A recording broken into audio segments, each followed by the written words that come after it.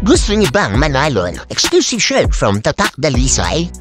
Just watch the 3 parts of this vlog, like the video, and subscribe to my channel para always updated ka. Sa part 3, ipopost ang link ng quiz sa description para maging part ka ng raffle. Please follow our Tatak Dalisay page dahil sa page, ipopost ang aming mabubunot sa raffle. Kaya ano pang hinihintay niya mga kapogi? Sali na! It's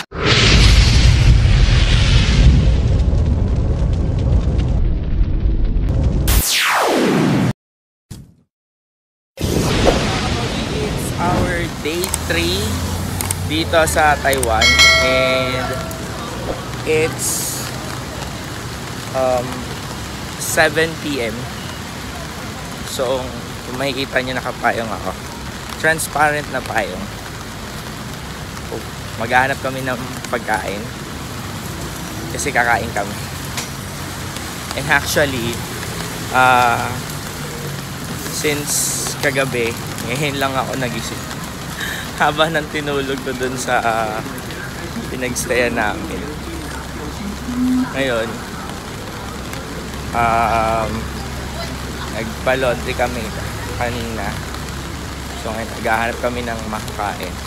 Sama ko sa syempre si Jared. Let's go.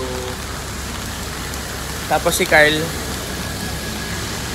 Ano ba?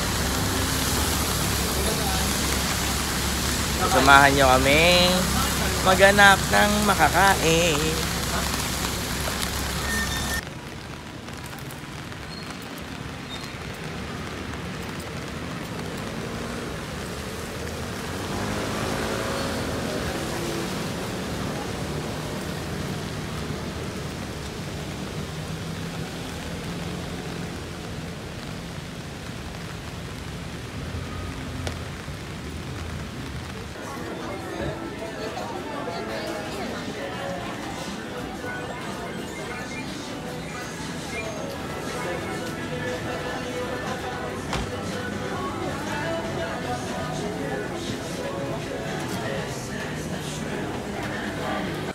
Pogi, nandito tayo ngayon sa night market dito sa Taipei City at dito tayo kakain. Namili sila ng pagkain.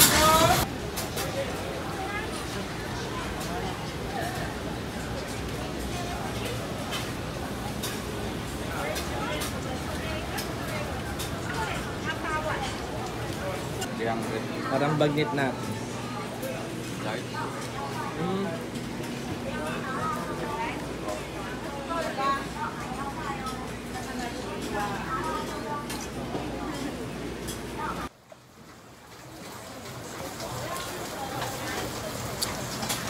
So, dito kami kakain ng noodles. Tanggalan natin. And based sa experience namin kagabi, malaki yung noodles dito sa Taiwan. I mean, malaki yung bowl ha. Hindi malaki yung textures ng noodles.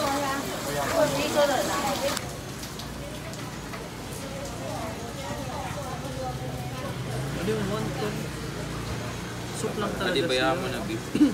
Noodles nga ni. Sige, ito na. Ano? Crispy.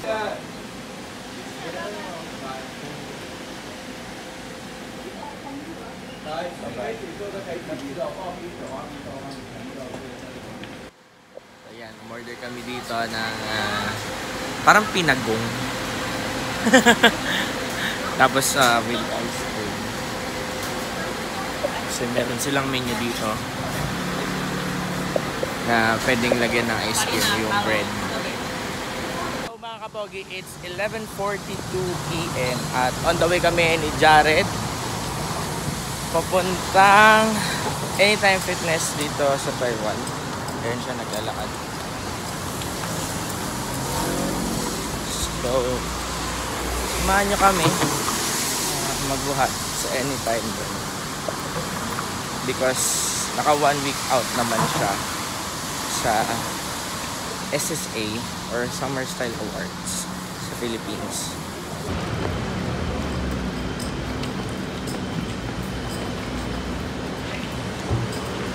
May sogo din pala sila dito, no? Laki. Laking sogo. So mga kapogi, currently it's 12. So after 1 hour nakarating din kami sa Anytime Fitness dito sa Taiwan. Tara, buhat na tayo.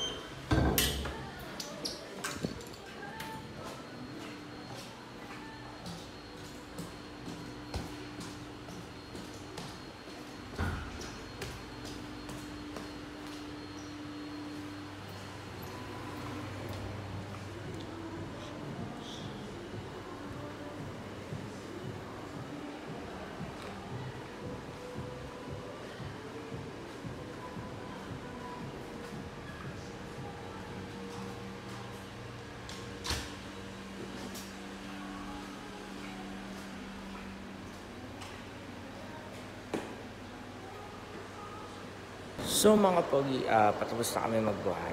Pansin nyo, hindi na ako naglagay ng workout video kasi usually yun naman talaga ang mga nakikita nyo sa mga vlogs ko. So basta tapos na kami mag-workout, nakita nyo naman kung ano itsura ng Anytime Fitness dito sa Taiwan. Walang pinagkaiba actually sa Pilipinas. Napakakunti lang naman ng differences. Siyempre, since nasa Taiwan tayo, makikita nyo po Mandarin signages. CR, same pa rin. And the atmosphere is still the same as the Anytime Fitness sa Pilipinas.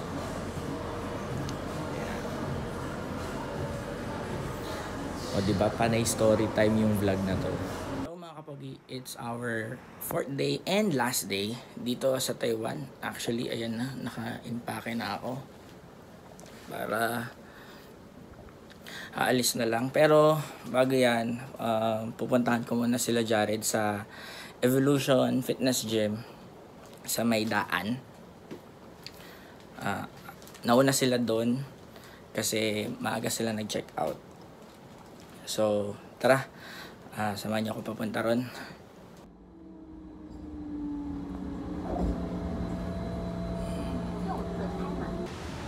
So mga kapogi, nandito na tayo saan nag-gym yun sila Jared at si Carl, yung underground gym.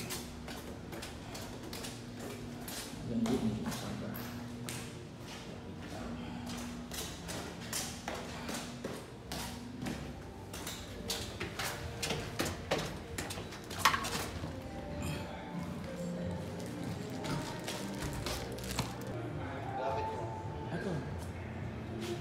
Ay, banda.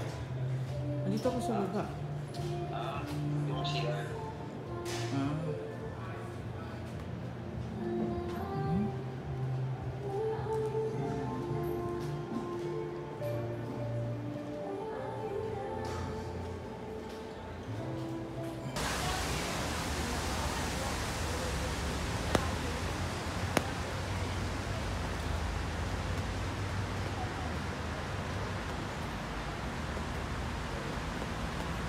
So yung mga kapogi, we just visited the Every Nation Taipei